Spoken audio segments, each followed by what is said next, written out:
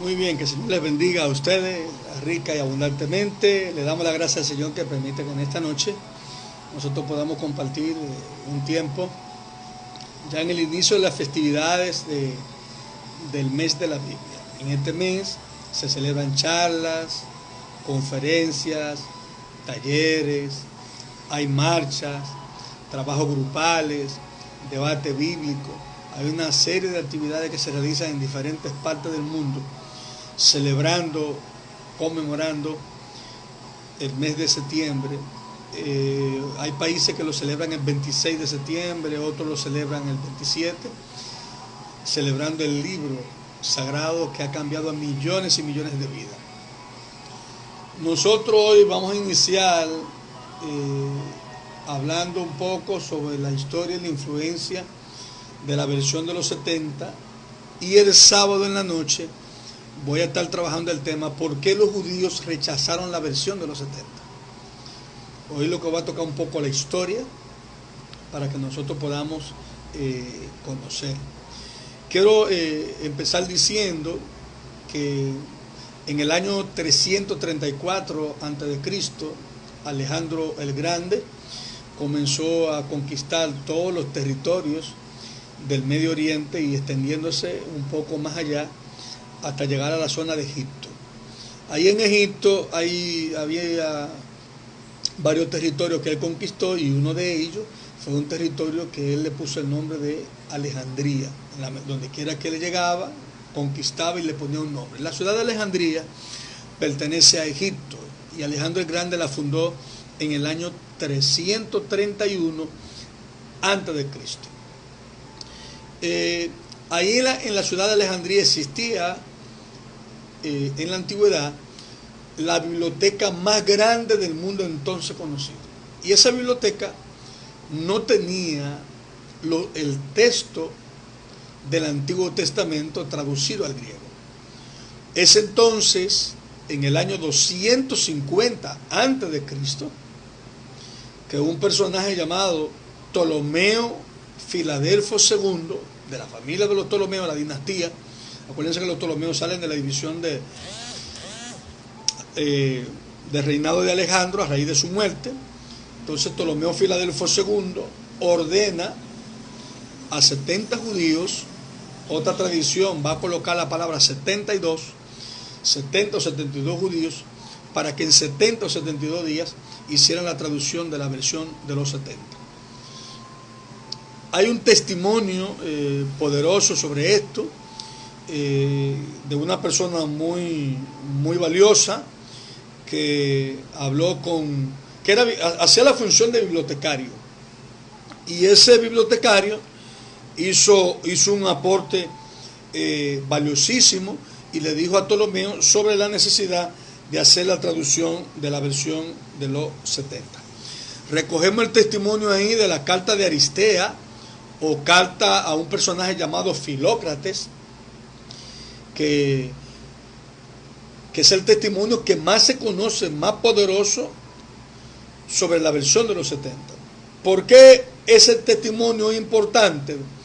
Porque la carta de Aristea recoge, y actualmente se conservan 20 manuscritos del testimonio, donde Demetrio de Falero, que era el bibliotecario, Demetrio de Falero, el bibliotecario de la biblioteca de Alejandría, le comunicó al rey en una reunión que tuvieron sobre la necesidad de hacer la traducción de la versión de los 70, y en este caso, en una primera etapa, la sección del Pentateuco.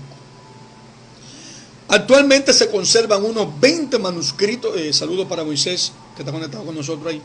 Se conservan actualmente unos 20 manuscritos de la carta. Se entiende que el autor era un cortesano de Ptolomeo Filadelfo II, y a menudo recibe el nombre de Pseudo Aristea. La obra cuenta como el rey de Egipto, es decir, Ptolomeo Filadelfo II, supuestamente recibe su bibliotecario Demetrio de Falero, de él, la petición de traducir al griego la Biblia hebrea, en este caso la sección del Pentateuco. el rey da su apoyo a la iniciativa, liberó a un grupo de judíos que estaban reducidos a la esclavitud por sus antecesores y envió regalos al templo de Jerusalén. El sumo sacerdote de entonces eligió 70 rabinos o 72 hombres de cada una de las tribus para un total, como dice la tradición, de 70 o 72, para que acabaran en 70 o 72 días la traducción de la versión de los 70. El rey premia a los traductores y los envía de vuelta a su patria. Se ha planteado la necesidad, que por qué se tradujo la versión de los 70. Miren, número uno, había una necesidad. La versión de los 70 es respuesta a una necesidad. Una necesidad que se percibió, que estaba formulada por la comunidad de creyentes, porque muchos de los judíos que venían que vivían y venían del exilio no hablaban hebreo. Porque Alejandro el Grande, en la medida que iba conquistando, iba helenizando todo el Medio Oriente. Todos los pueblos conquistados tenían que hablar griego. Por eso la influencia del idioma griego va desde el año 334 a.C., desde que Alejandro el Grande llega al poder, y se extiende hasta el año 300 después de Jesucristo. Es decir, una influencia de más de 600 años. Eso es muy importante que nosotros lo tomemos en cuenta. Saludos para Judy Dotel, que está conectada con nosotros. Entonces, esa traducción se realiza en respuesta a una necesidad expresada, una necesidad percibida. Saludos para Acer Novak, que está conectado con nosotros. Y entonces se formularon una serie de preguntas de por qué necesitaban la versión. Y ahí entra el choque de dos culturas. Por un lado, la cultura semítica, y por otro lado la cultura helenista. ¿Por qué? Porque ese es el encuentro de dos culturas que compartieron en común un trasfondo cultural y religioso, la semítica y la helenística. Este encuentro preparó el terreno fértil para que la lengua griega se convirtiera en la lengua franca de todo el Medio Oriente.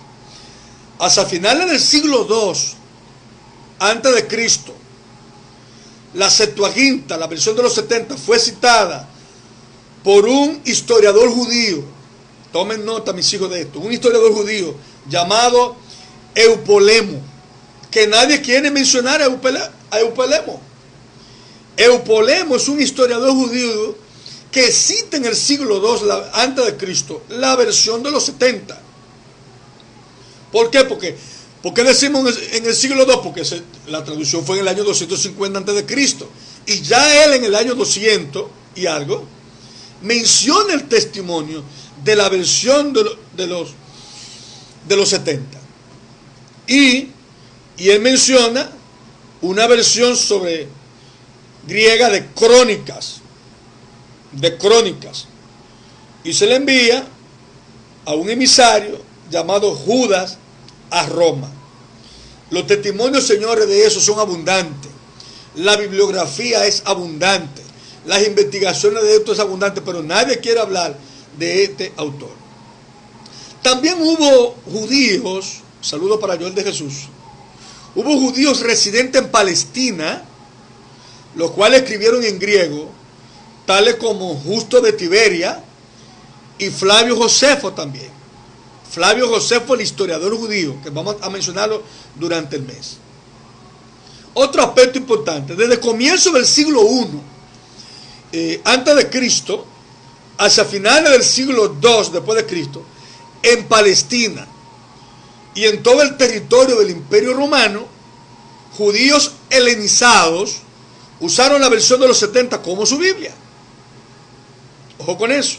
Sabemos que la traducción de Aquila es un personaje, anótalo para que ustedes lo puedan buscar, que hizo una traducción también del griego. Aquila era un convertido al judaísmo, quien vivió y trabajó en Jerusalén durante la primera mitad del siglo II después de Cristo, él también menciona la versión de los 70. Ojo con eso.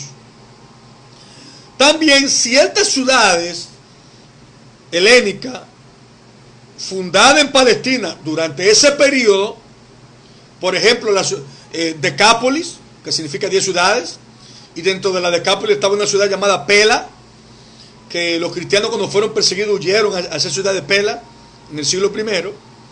También aparecieron ciudades antiguas que le dieron nombre, tenían nombres judíos y comenzaron a ponerle nombres griegos, porque en la medida que la versión se iba traduciendo, también iba permeando la cultura, la religiosidad, el mercado, la compra pública, el contacto público con todo el mundo. Durante el siglo I después de Cristo, los nombres griegos llegaron a ser tan comunes como los nombres hebreos y arameos, hasta en los cementerios, que nadie quiere hablar de eso. Al menos aparecieron inscripciones en griego que han sido encontradas en sinagoga, escuchen bien, en sinagoga en Jerusalén, hablando de la versión de los 70, sobre la lectura de la ley que fue traducida y la enseñanza de los mandamientos. Han aparecido también inscripciones griegas encontradas en el templo de Herodes. Recuerden que Herodes no es solamente conocido como una persona cruel, sino como Herodes el constructor, el que hace la fortaleza amasada, el que hace el Euroclidón, el estadio, el que hace las cisternas modernas para la época. Entonces, partiendo de eso que he mencionado anteriormente, podemos concluir con certeza que Palestina y Jerusalén llegaron a ser extensamente helenizadas por la cultura griega. Es más, hay un periodo en la historia que se le llama periodo greco-romano. ¿Por qué se le llama greco-romano? Porque Grecia dominó a través de la cultura y el idioma, y Roma dominó a través de la política y la economía. Saludos para Valenia Florentino, que está conectado con nosotros. Entonces, la traducción de los 70 se realizó en respuesta a la demanda expresada, a la necesidad percibida del momento, que muchos de esos judíos que vienen del exilio no hablan hebreo. Ojo con eso, son muy importantes porque nadie quiere mencionar eso. No hablan hebreo, están viviendo en la ciudad llamada Alejandría, fundada por Alejandro el Grande en el año 331 a.C., y entonces hace la necesidad de hacer esa traducción para que se conserve en la biblioteca de Alejandría la traducción del texto del Pentateuco. La traducción de los 70, principalmente la Torá, fue el resultado de una iniciativa oficial. Esto es muy importante que lo tomemos en cuenta. ¿Dónde aparece eso? En la carta de Aristea. Carta de Aristea, o como también se le llama, carta a Filócrates. Es una obra helenística del siglo III que incluye también los libros apócrifos, los 7 libros apócrifos, que durante el mes de la Biblia vamos a hablar de la historia de esos libros y todo para que ustedes puedan conocerlo ampliamente. Esto que estoy mencionando de la versión de los 70 con los niveles de influencia en todo el Medio Oriente es muy fuerte. La versión de los 70 se convirtió en la versión oficial del cristianismo, que el sábado lo vamos a explicar eso, porque los judíos rechazaron la versión de los 70. Entonces, a veces encontramos muchas personas de los grupos que siguen el pensamiento judío queriendo atacar al cristianismo a través de la versión de los 70. Señores, la mayoría de las citas que hay en los evangelios y en el Nuevo Testamento proceden de la versión de los 70. Ahora hay personas que quieren trabajar la psicología de los autores que escribieron en griego, de que la psicología hebrea. Otros quieren hablar de raíces, porque al final lo que buscan es desacreditar el texto griego. Señores, hasta la cita que hay en los evangelios, escritas por los evangelistas, están en griego. Saludos para Eri Orozco. Saludos para Rafael Román, que está conectado con nosotros.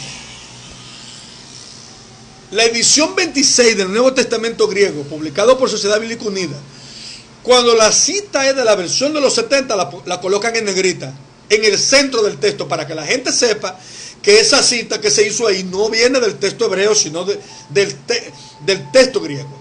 Y eso es muy importante, que nosotros podamos tomarlo en cuenta eso. Saludos para Pedro Fría, que está conectado con nosotros.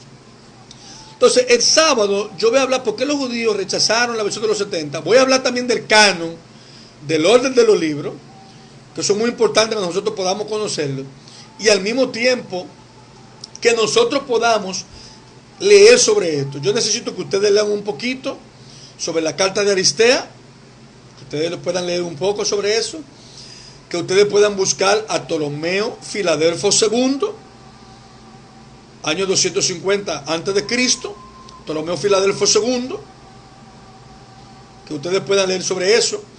Ustedes pueden leer la biografía de Demetrio de Falero. Demetrio de Falero era el encargado de la biblioteca de Alejandría e hizo una cita con Ptolomeo Filadelfo II y le habló de la necesidad de traducir el texto del Pentateuco al idioma griego, porque tenía muchos judíos viviendo en Alejandría y que muchos de ellos se habían descuidado con el idioma hebreo, porque muchos de esos judíos rabínicos no hablaban el idioma hebreo.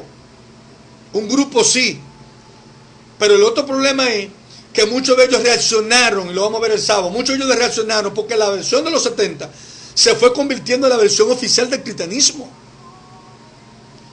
Y ahí vamos a hablar el sábado también del concilio de Jamnia, del año 90 después de Cristo, que algunos dicen que existió, otros que no existió, lo vamos a mencionar el sábado. La idea hoy aquí es abrir un poco el apetito para que usted comprenda. Entonces, cada vez que, dos elementos importantes, porque no voy a mencionar tampoco el texto masorético, porque estoy trabajando el texto griego, de la versión de los 70. Los masoretas en el año 900, entre el año 500 al año 900 después de Jesucristo, ellos inventaron el sistema vocálico para el texto del Antiguo Testamento. Y cuando cometían un error escribiendo el texto, ponían notas explicativas o aclaratorias por los márgenes del texto, porque hay muchos que quieren poner como que el texto hebreo es lo más perfecto que hay. Señores, no hay copia del texto hebreo.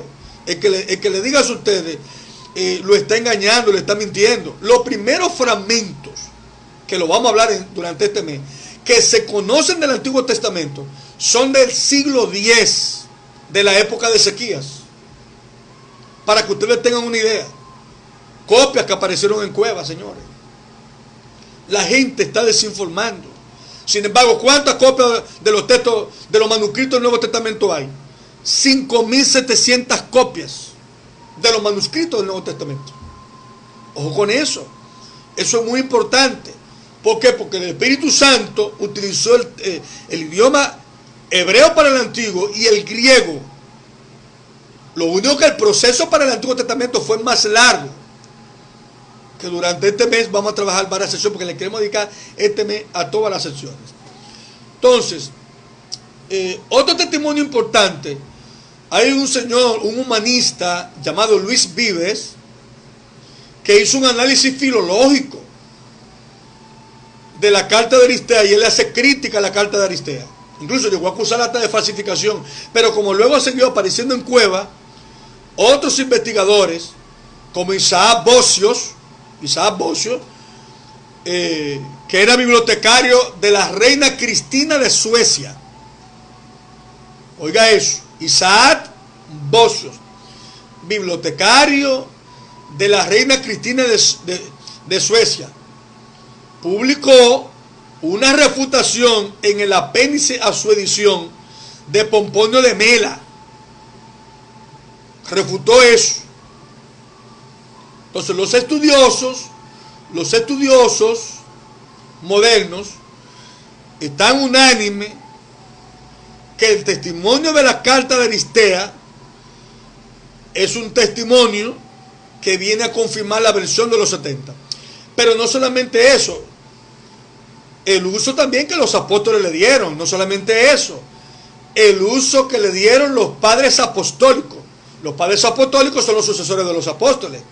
Pero no solamente eso, sino el uso que le dieron los padres apologistas del siglo II al siglo III, que defendieron la fe, escribieron en griego.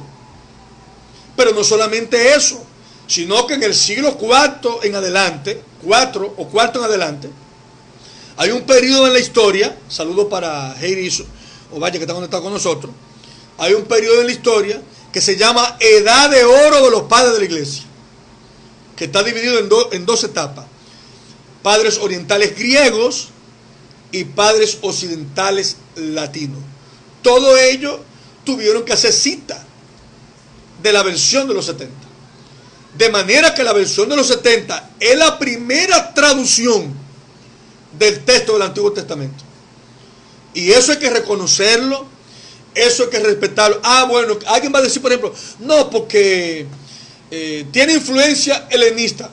Lógico, porque Alejandro el Grande se propuso helenizar todo el Medio Oriente.